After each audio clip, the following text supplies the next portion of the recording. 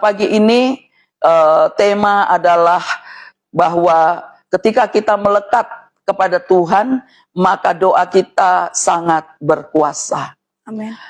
Ketika saya mendengar atau membaca statement ini bahwa banyak orang Kristen yang sebenarnya tahu cara berdoa, mengerti sekali cara berdoa, sudah ikut diklat doa, belajar berdoa di berbagai tempat, tetapi tidak semua orang Kristen bisa melekat kepada Tuhan.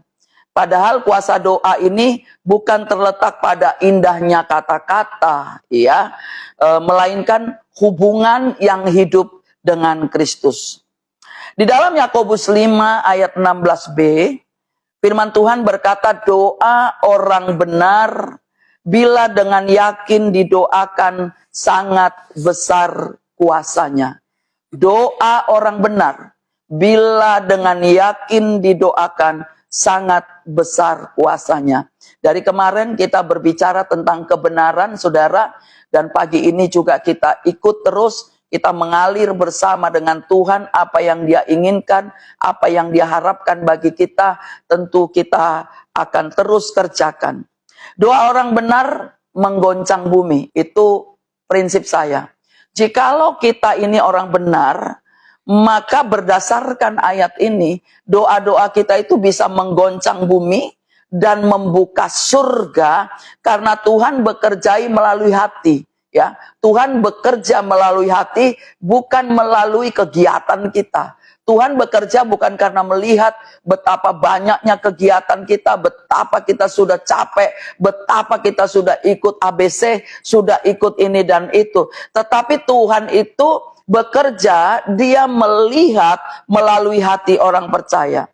Orang benar, saya berkata orang benar. Orang benar, siapakah orang benar?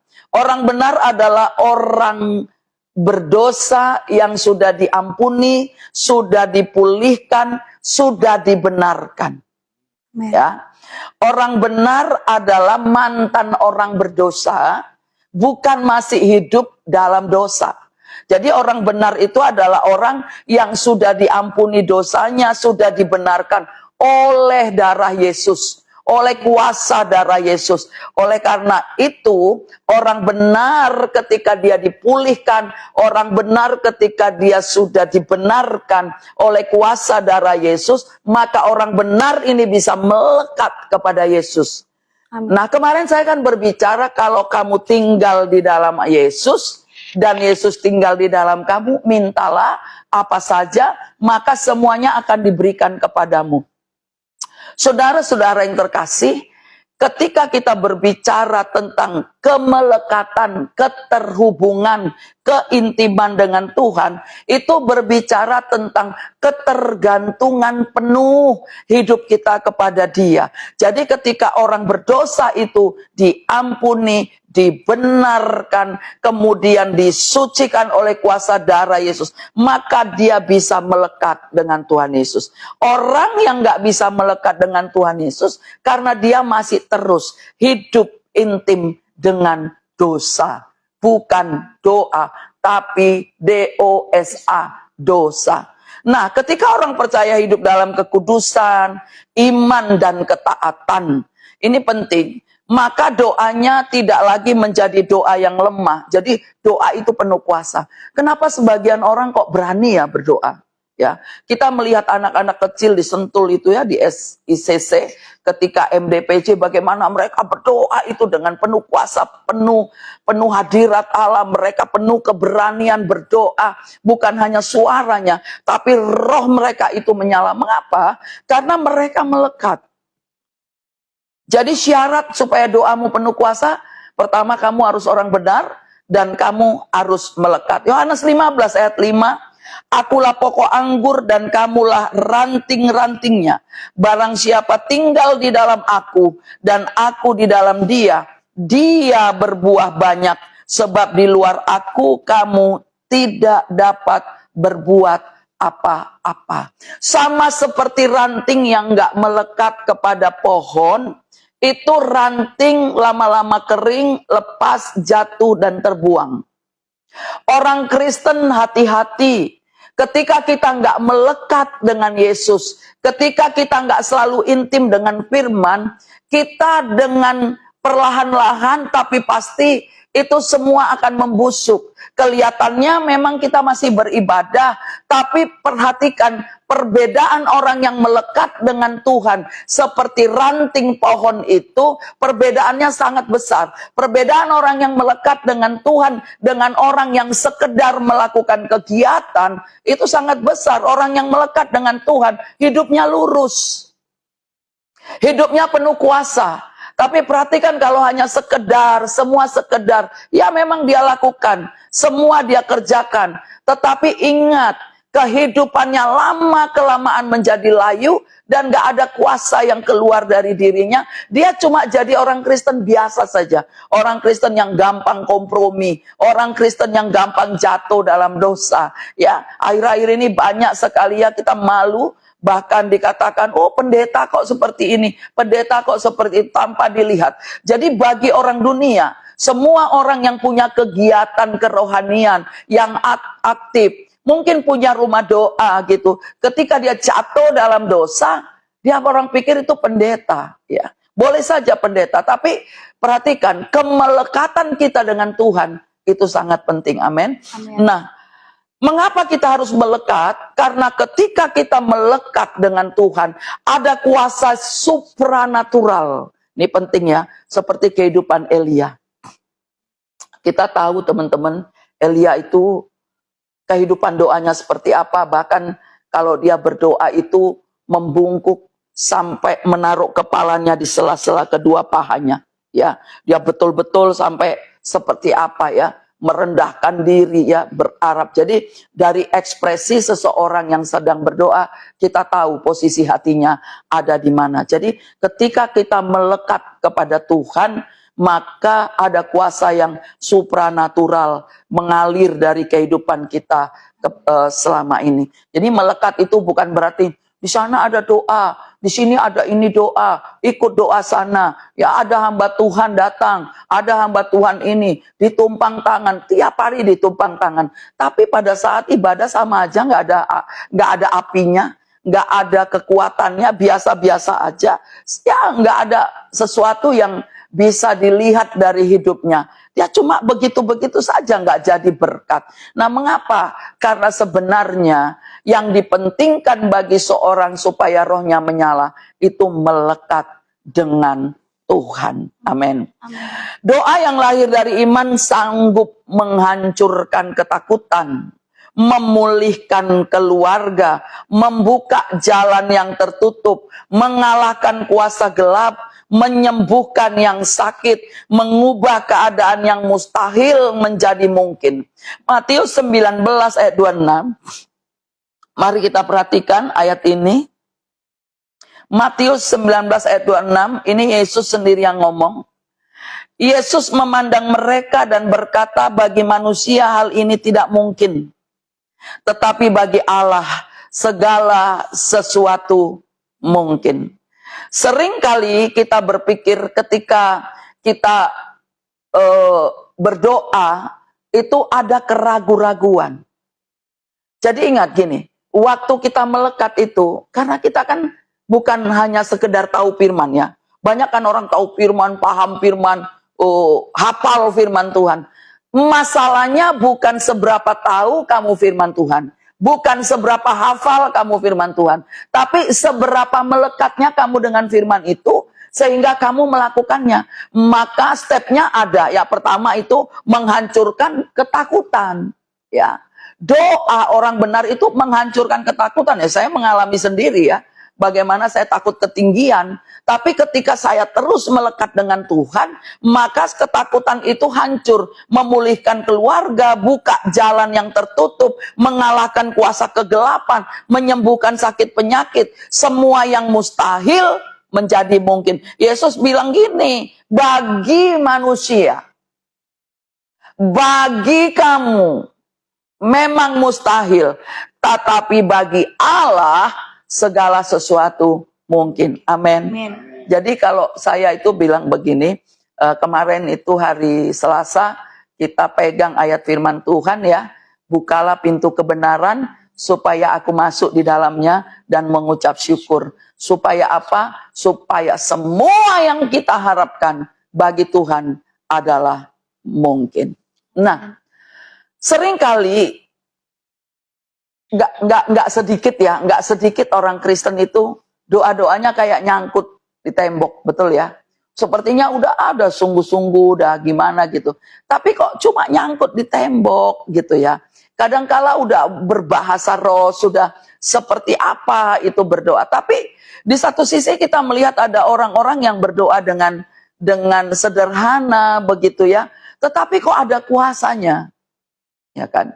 Kita nggak pungkirilah hal-hal itu ya. Ya seringkali jawaban doa itu sepertinya sulit gitu ya.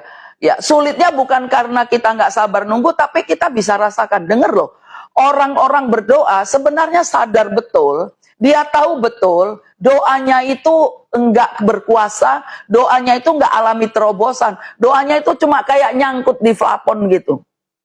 Sebenarnya kita bisa rasakan, cuman ya karena kita ya percaya saja kita berdoa begitu ya. Tapi sebenarnya kita bisa rasakan mengapa ya? Seringkali kenapa? Karena iman kita goyah.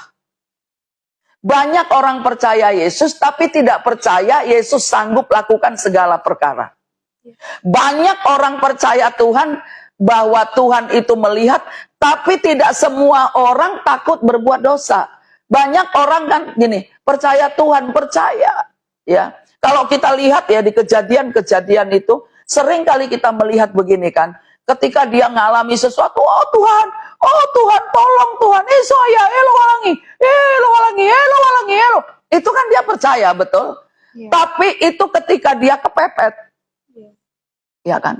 Coba ketika dia nggak kepepet, dia percaya Tuhan, tapi tidak mengakui bahwa Tuhan melihat, tidak mengakui bahwa Tuhan ada. Dia cuma percaya tetapi tidak mempercayakan diri. Orang yang mempercayakan diri yakin betul. Maka orang percaya itu adalah orang yang harapannya tidak akan pernah goyah. Katakan amin.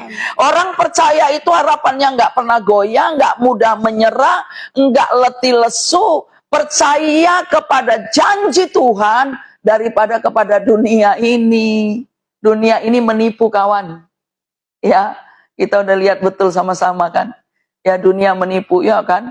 Ya, sepertinya menjanjikan. Ya, kalau kita mau pakai hitung-hitungan, oh kalau saya lakukan ini, oh begini dengan cara, berbagai cara kita mau lakukan untuk memenuhi keinginan kita. Tapi dengar, banyak rancangan orang. Ya, tetapi Tuhan juga lah yang apa katanya, yang melaksanakan kehendaknya. Banyak rancangan orang, banyak. Kita banyak punya rancangan, pengen punya ini, pengen punya itu, pengen begini, pengen begitu. Bahkan kadangkala kita sampai-sampai nggak segan-segan bersaksi palsu gitu. Kesaksian kita dibuat supaya kita ini orang benar. Kesaksian itu nggak bisa dibuat-buat. Karena kehidupan kita mengikutinya. Amin. Ya ini kita harus tahu. Kesaksian nggak bisa dibuat-buat ya. Karena mengikutinya ya. Kita bilang gini, oh itu kesaksiannya begini begitu. Tapi hidupnya nggak pernah benar. Itu salah. Itu nggak baik, itu nggak benar. Nah perhatikan ya. Jadi kalau orang-orang yang tahu, percaya Tuhan sepenuhnya, melekat kepada Tuhan, ingat, harapannya nggak pernah goyah. Amin. Memang betul, harapan orang percaya itu adalah sauh yang sungguh kuat. Iman sejati tetap berdiri sekalipun badai belum berhenti. Ini ya, jadi nggak mencari-cari gitu, nggak cari-cari di mana ya yang nyaman, ya, di mana yang enak gitu, enggak. Ya, karena iman itu berdiri sekalipun badai masih ada. Saya dalam minggu-minggu ini ya, 2 minggu ya, terus itu nyanyian saya itu, ku kan berdiri di tengah badai dengan kekuatan yang kau berikan, sampai kapanpun ku kan bertahan, karena Yesus selalu menopang hidupku. Iman yang sejati tetap berdiri meskipun badai belum berhenti. Amin. Amin. Iman sejati tidak kecewa meskipun doa belum dijawab. Iman sejati percaya bahwa doa kita sampai di tahtanya Tuhan. Dan iman sejati tetap berdoa sekalipun belum melihat jawaban. Tetapi di dalam 2 Korintus 5 ayat 7 dikatakan, sebab hidup kami ini adalah hidup karena percaya, bukan karena melihat. Amin. Orang beriman itu gini loh. Orang beriman itu kan sebenarnya orang yang gila-gilaan gitu ya. Orang beriman itu adalah orang percaya meskipun belum melihat. Percaya meskipun belum melihat. Jadi gila-gilaan betul itu ya. Kalau dibilang kayak orang gila gitu, masa kamu percaya sih, gitu kan? Ya, percaya. Waktu Elia ya yang berdoa suruh bujangnya lihat ya dari jauh. Udah doa begitu lama berhari-hari sampai kepalanya masuk di sela-sela kedua pahanya. Berdoa sungguh-sungguh, dia berdoa sungguh-sungguh. Dia cuma suruh bujangnya pergi naik ke gunung lihat. Ada apa? Dia bilang nggak ada apa-apa. Sampai berapa kali nggak ada apa-apa. Akhirnya sampai berapa kali ya? 7 kali nggak ada apa-apa. Tapi akhirnya yang kemudian dia lihat apa? Ada awan sebesar telapak tangan. Jangan pernah remehkan imanmu. Ya. Jangan pernah remehkan apa yang dilihat oleh rohmu. Meskipun hanya sebesar telapak tangan. Telapak tangan saya agak besar dikit lah. Ya, dari telapak tangan kalian ya. Ini agak jumbo dikit, ya kan? Jangan remehkan itu. Sebab apa? Sebab hidup kita bukan percaya karena melihat, tapi karena belum melihat. Itulah iman. Jadi iman itu seperti yang benar-benar membuat kita membuka mata roh kita, membuka mata hati kita. Ini di dalam Markus 11:24 korelasinya. Karena itu aku berkata kepadamu, apa saja yang kamu minta dan doakan, percayalah bahwa kamu telah menerimanya, maka hal itu akan diberikan kepadamu. Kalau kita lihat dalam 2 Korintus 5 ayat 7, Rasul Paulus berkata, sebab hidup kami ini adalah hidup karena percaya, bukan karena melihat. Jadi sekalipun kita belum melihat, tapi kalau kita percaya, maka doa kita pasti dijawab, pasti menerimanya, maka hal itu akan terjadi. Itulah iman. Amin. Itulah iman. Jangan percaya dulu, lihat dulu. Misalnya lihat kantong dulu, lihat ini dulu. Tapi kita percaya bahwa Allah sanggup melakukan segala sesuatu. Bahkan apa yang gak pernah kita pikirkan, apa yang gak pernah kita dengar, apa yang gak pernah timbul dalam hati, itu yang disediakan Tuhan bagi setiap orang yang mengasihi Dia. Katakan amin. Mari yuk tepuk tangan bagi Tuhan kita. Jadi doa orang benar itu bukan doa yang dingin. Doa orang benar itu lahir dari hati yang menyala-nyala bagi Tuhan. Ada air mata, ada penyerahan total. Kadangkala ada kesesakan, tapi ketika air mata jatuh, disitulah penyerahan total kita kepada Kristus turun. Jadi jangan terlalu banyak angan-angan. Jadi doa itu bukan angan-angan, ya. Ya.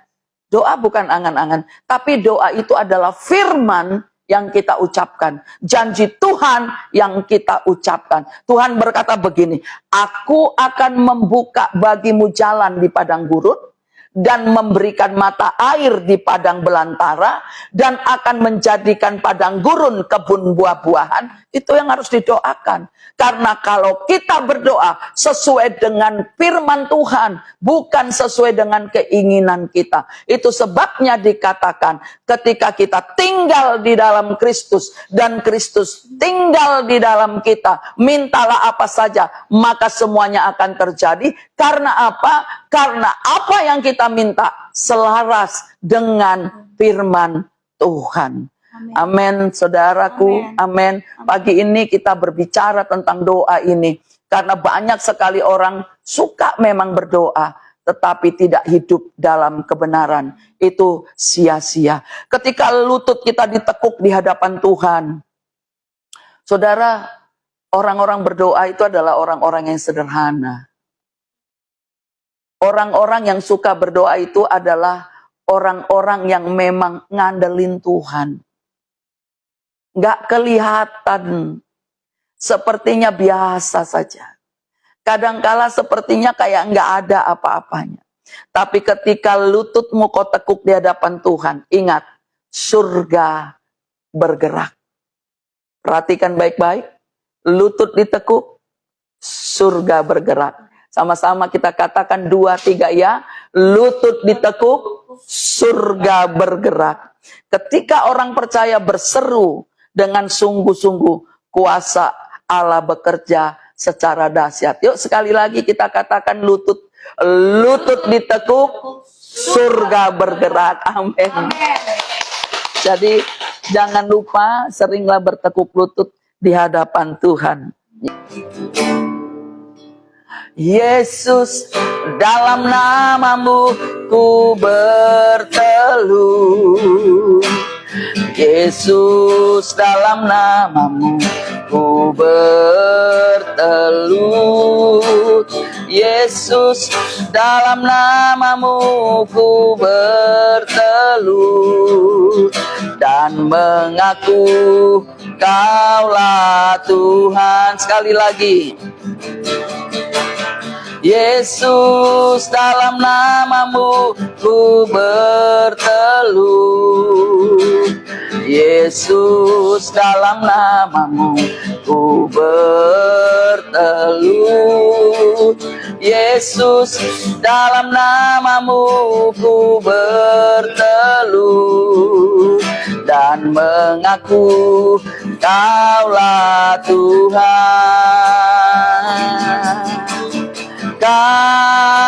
Kaulah Kristus, Kaulah Allah. Lewat Roh-Mu dalamku, kulihat kuasa. Kaulah Kristus, Kaulah Allah. Kaulah Kristus, Kaulah Allah. Lewat Roh-Mu dalamku, kulihat kuasa-Mu. Lewat Roh-Mu dalamku, lewat Roh-Mu dalamku, kulihat kuasa-Mu. Sekali lagi, lewat Roh-Mu, lewat Roh-Mu dalamku, kulihat kuasa-Mu.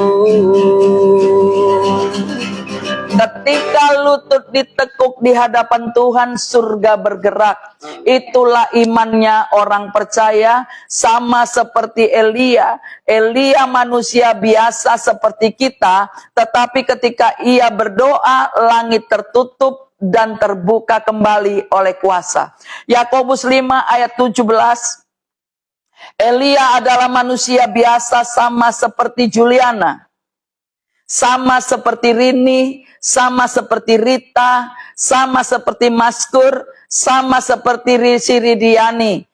Ya, Elia adalah manusia biasa sama seperti saudara dan saya, tetapi ketika ia bersungguh-sungguh berdoa, ini dia kuncinya, dikatakan dia bersungguh-sungguh berdoa supaya hujan jangan turun dan hujan pun tidak turun di bumi selama 3 tahun dan 6 bulan. Perhatikan kuasa itu, power itu, dunamis itu yang bekerja melalui Elia bisa buka tutup. Elia bisa buka tutup langit.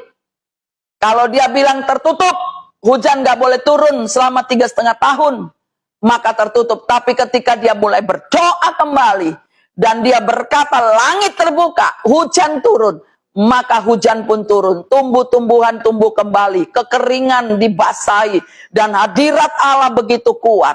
Nah perhatikan, ini ketika dia berbicara di dalam 1 Raja-Raja 17 ayat 1. Lalu berkatalah Elia orang Tisbe dari Tisbe Gilead kepada Ahab, demi Tuhan yang hidup, Allah Israel yang kulayani, sesungguhnya tidak akan ada embun atau hujan pada tahun-tahun ini, kecuali kalau kukatakan. Perhatikan ya, lewat perkataan Elia semuanya bisa terjadi. Mengapa? Karena Elia dekat dengan Tuhan. Elia melekat dengan Allahnya. Elia tahu benar siapa bapaknya. Ini saatnya orang benar. Ini saatnya gereja Tuhan. Tunjukkan kepada dunia. Katakan kepada dunia. Tidak akan terjadi kalau tidak aku katakan. Tidak akan pernah terjadi kecuali aku katakan. Artinya doa orang benar bila dengan yakin didoakan sangat besar kuasanya. Posisi kita itu menentukan doa-doa kita dijawab atau sekedar angin lalu. Hari-hari ini Tuhan sedang mencari gereja yang hidup dalam doa. Katakan amin. Amin saudara. Ini penting ya. Gereja ini banyak sekali hamba Tuhan bersaksi. Orang-orang bersaksi sekarang orang memang gereja-gereja dulu ya. Sebelum gereja betul-betul dibangun, belum punya kursi ribuan-ribuan gitu. Kami ya berdoa itu luar biasa ya. Tapi sekarang banyak kesaksian. Justru gereja-gereja yang dulu berdoa, yang apinya luar biasa, sekarang santai. Kenapa? Kenyamanan. Memang kenyamanan adalah musuh orang benar. Kenyamanan itu musuh orang benar. Tapi saya mau katakan, bukan karena kehidupanmu sulit, bukan karena kau lagi susah, maka kau berapi-api doanya. Ya, waktu susah rajin, waktu susah masih bisa. Tapi begitu kita punya uang, begitu kita nyaman, rasanya nggak punya waktu untuk Tuhan, itu kejahatan. Ya, sadarlah ya. Jangan sampai begini, sekarang menyesal. Oh iya itu benar. Kamu bukan menyesal sebenarnya. Karena kamu memang sudah susah lagi. Ya, kalau kamu udah susah lagi baru menyesal, itu bukan penyesalan yang benar. Itu cuma sekedar ya karena kamu ini. Contoh begini ya. Kamu minta maaf karena sudah hancur, itu nggak ada gunanya. Ya. Tapi ketika kamu sadar kamu salah, belum hancur, masih ada semua, kamu merendahkan diri. Kamu cari Tuhan. Kamu minta maaf, kamu minta ampun, iya benar. Bukan melawan dengan sikap. Tunjukin, saudara, dunia ini akan hancur. Apapun dia proyeknya, perhatikan, nggak ada yang kekal. Ya, tiba-tiba bisa sepertinya door prize begitu, tapi tiba-tiba bisa hilang seperti awan lenyap ditelan panas. Nggak ada yang nggak mungkin. Ya, Tuhan bisa lakukan. Tapi kalau kita setia, kita sederhana, kita hidup apa adanya dengan Tuhan, tetap hidup berapi-api, tetap setia, ya. Seberapa banyak pun kekayaanmu, kamu tetap sederhana, kamu tetap biasa saja. Ya, gereja pun demikian. Makanya kita juga di gereja ini harus bertobat. Bukan gebiar-gebiurnya, bukan semua kegiatannya, tapi gereja harus penuh kuasa. Amin. Kita harus penuh kuasa. Lihat sekarang ya. Gereja kadang-kadang orang ibadah main HP, orang ibadah teleponan di luar, duduk di belakang. Oh sekedar begini cuma melihat, tapi nggak pernah perlihatkan wajahmu kepada Tuhan. Banyak orang demikian ya. Makanya kadang saya waktu doa itu hari Minggu itu sampai sore itu, saya nangis, saya teriak. Seorang hamba Tuhan bilang gini, berhentilah merasa bersalah untuk orang lain. Berhenti. Mulailah dari dirimu sendiri, bangun. Minta tenggelam dalam roh. Minta tenggelam dalam roh. Memang dunia ini, di dalam gereja, banyak sekali orang-orang yang kesetanan. Ya, banyak, ya kan. Perhatikan, ada orang ibadah cuma mau ngancurin gereja kok. Tujuannya cuma satu, cuma mau ngancurin, ya kan. Banyak orang berpikir dengan uangnya bisa buka persekutuan, bisa buka begini, bisa buka begitu. Mengangkat diri jadi hamba Tuhan, mengangkat diri jadi ini, jadi itu. Ingat, ya, setiap kita harus punya tudung yang benar, ya. Kita nggak boleh liar. Kenapa? Karena kita menyembah Allah yang teratur. Kita jangan liar, karena Allah yang kita sembah adalah Allah yang teratur. Sekali lagi, jikalau kamu menyembah Allah yang teratur, hidupmu tertib. Amin. Hidupmu tertib. Karena itu gereja harus melekat kepada Kristus. Siapa sih gereja itu? Bangunannya bukan. Gereja itu adalah saudara dan saya. Melekat kepada Kristus. Dunia ini nggak membutuhkan orang Kristen yang gebiar-gebior, ya, sok-sokan gitu. Ya, dunia ini nggak butuh orang Kristen yang kesannya beribadah. Oh, ya, semua diposting. Ya kan? Kalau kamu pengen jadi hamba Tuhan, duduklah berlutut. Datanglah kepada gembala. Mintalah dia mengurapi engkau. Jangan kamu tiba-tiba berdiri. Memimpin diri sendiri jadi hamba Tuhan. Ingat Saul. Jangan jadi Kristen Saul. Ya. Tuhan punya waktu yang tepat untuk memilih kita untuk menjadi seperti apapun. Karena Tuhan pakai gembala, Tuhan pakai gereja untuk melihat siapa yang pantas menjadi imam. Ya. Ada itu dulu jemaat kita. Pengen kali jadi WL itu. Ya.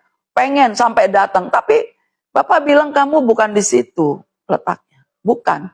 Wah, langsung pindah ya di gereja lain dan dia akhirnya jadi WL beneran. Karena gereja itu lihat dia kaya, punya uang. Nah, pindah lagi. Sekarang jadi ini. Saya melihat dulu juga mantan jemaat kita ada dulu pindah-pindah. Sekarang ada gereja baru dibuka, GBI Rock di daerah arah selatan sana jalannya. Wih, orang ini udah di situ lagi. Saya bilang, Bapak bilang, ini si Anu, dia udah di situ lagi. Jadi ini persis kayak Mahathir gitu, ya. Ya. Saya melihat ada banyak orang nggak jelas gitu kan, ya. Tuhan bilang apa? Minumlah dari air yang aku berikan. Jangan cari sumur lain lagi, ya. Boleh sih kalau kamu memang pindah karena nggak cocok, tapi di situ kamu bertumbuh. Kamu terus berakar, jadi berkat bagi orang banyak, bagi keluargamu boleh. Ini enggak. Muncul sana, muncul sini, kayak setan betul Jai Langkung. Sana sini gitu. Tahu Jai Langkung? Datang nggak diundang. Pulang nggak diantar. Ya, pergi nggak diantar. Jadi ini banyak Kristen Jai Langkung gitu ya. Ya tiba-tiba mau jadi WL, tiba-tiba mau jadi ini. Sebenarnya kamu itu sudah punya panggilan belum? Kalau kamu punya panggilan, Tuhan itu nggak lupa. Tuhan nggak buta. Pasti Tuhan pakai kamu. Yang dilihat Tuhan bukan kemampuanmu, tapi yang dilihat Tuhan hatimu. Amin. Amin. Ingat itu. Yang dilihat Tuhan bukan hartamu. Yang dilihat Tuhan hatimu. Gitu kan. Banyak loh sekarang. Itu sekarang banci-banci lagi banyak tuh jadi worship leader. Ya kan? Yang nyanyi. Ada yang gagah-gagah. Tapi kalau perhatiin tuh pria-pria yang ACDC, pantatnya lancip. Lancip, jalannya sebelah kanan kayak kuda, sebelah kiri kayak apa itu. Ya. Melayani. Dengar pesan Tuhan hari ini. Ya, dengar. Pelayananmu nggak menjadikan kamu kebal terhadap dosa. Pelayananmu nggak bisa menutupi semua dosa itu. Tuhan tetap akan memperhitungkannya. Ada orang bilang gini, masa sih seperti saya, apa yang saya berikan, apa yang saya ini, itu nggak diperhitungkan. Kebaikan kita hanyalah kain kotor di hadapan Tuhan.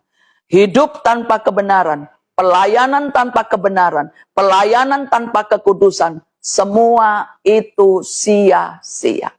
Pelayanan tanpa panggilan, mengangkat diri sendiri, itu Saul. Perhatikan, jadi dunia ini tidak membutuhkan orang Kristen yang begitu, yang suam kuku, yang nggak teratur, tapi dunia ini sedang membutuhkan orang percaya yang kudus, penuh iman, berani kepada Tuhan, dan sampai hari ini masih bisa melakukan mujizat sama seperti Elia. Katakan amin. Amin saudara, amin. Gak perlu, kalau memang Tuhan sudah angkat kamu, Tuhan promosikan kamu jadi hamba Tuhan, pada waktunya Tuhan akan bawa kamu. Tunduklah kepada tudungmu, tunduklah kepada payungmu. Kalau saudara sedang pakai payung, kan payungnya di atas kepala, bukan di bawah. Payung selalu ada di atas.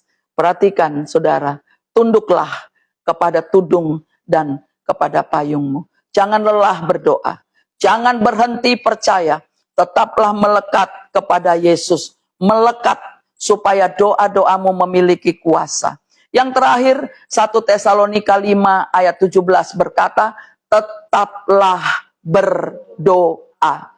Saudara, kata tetaplah berdoa ini bukan berarti doa makan pagi, siang, malam. Tetaplah berdoa itu artinya gini, konsisten, kamu punya jam doa. Amin. Mulai sekarang mari kita yang hadir di sini miliki jam doa pribadi yang konsisten, ya. Amin ya. Miliki. Ya, saudara rasakan deh. Saya ketika mulai kembali memiliki itu, memulihkan kembali ya. Saya bukan nggak Facebookan nulis di Facebook, saya nulis ya. Saya lihat kadang-kadang sedikit-sedikit. Tapi perhatikan ya, ketika saya mulai terus bangun konsisten gitu ya, berapa menit terus saya tetap duduk, tetap baca firman Tuhan, itu ada sesuatu yang ngalir dalam kehidupan saya. Ya, terutama secara kesehatan ya, berangsur-angsur pulih. Orang-orang bilang begini waktu saya di sana dan saya banyak berdoa, itu orang-orang bilang wajah kamu segar sekali ya. Ya, kok wajah kamu fresh sekali ya, seperti orang yang nggak punya beban. Saya katakan ya, beban kami banyak sebagai hamba Tuhan, tapi orang bisa lihat fresh sekali ya, ya gitu. Ya, rasanya enak dipandang. Nah, perhatikan saudara. Jadi tetaplah berdoa. Nah, kalau kamu bisa fresh setiap hari itu karena kamu menikmati, karena kamu hidupi Yesaya 40:31. Tetapi orang-orang yang menanti-nantikan Tuhan mendapat apa? Kekuatan baru. Nantikan Tuhan. Kamu mau jadi seperti apa? Nantikan. Jangan angkat diri, ya. Jangan angkat diri. Kita harus betul-betul tunggu waktu Tuhan. Waktu Tuhan adalah waktu yang terbaik. Waktu Tuhan itu waktu yang tepat, ya. Saudara, Tuhan sanggup ngangkat kamu, ya kan? Lebih baik kita tidak kelihatan, tetapi perilaku kita kelihatan. Ya, jangan sampai bilang begini, males ketemu sama orang itu, gitu ya. Males ketemu sama orang itu. Saudara, orang yang benar-benar melayani Tuhan, memberi hatinya kepada Tuhan, ada satu sikap hidup yang besar dalam dirinya, yaitu apa? Pengampunan tanpa syarat. Ya, pengampunan tanpa syarat. Ini harus kita punya. Ya, kalau kamu masih dendam, masih ini, masih itu, masih ini, itu nggak benar kamu punya hati, nggak benar. Ingat, ya, air sumur yang baik, mata air yang baik, tidak kadang-kadang jernih, kadang-kadang keruh, tapi akan tetap jernih selama-lamanya. Ini benar. Jadi mau tetap segar, mau tetap kelihatan fresh, bukan karena make up, tapi kamu tetap fresh, nantikan Tuhan. Sebab orang-orang yang menanti-nantikan Tuhan mendapat kekuatan baru. Mereka apa? Seumpama burung Raja Wali yang naik terbang dengan kekuatan sayapnya. Mereka berlari dan tidak menjadi lesu, mereka berjalan dan tidak menjadi lelah. Rasul Paulus bilang gini, sebab itu apakah yang akan kita katakan tentang semuanya itu? Jika Allah di pihak kita, siapakah yang akan melawan kita? Pagi ini, saya mau katakan kepada kita semua, hiduplah dengan roh yang menyala-nyala.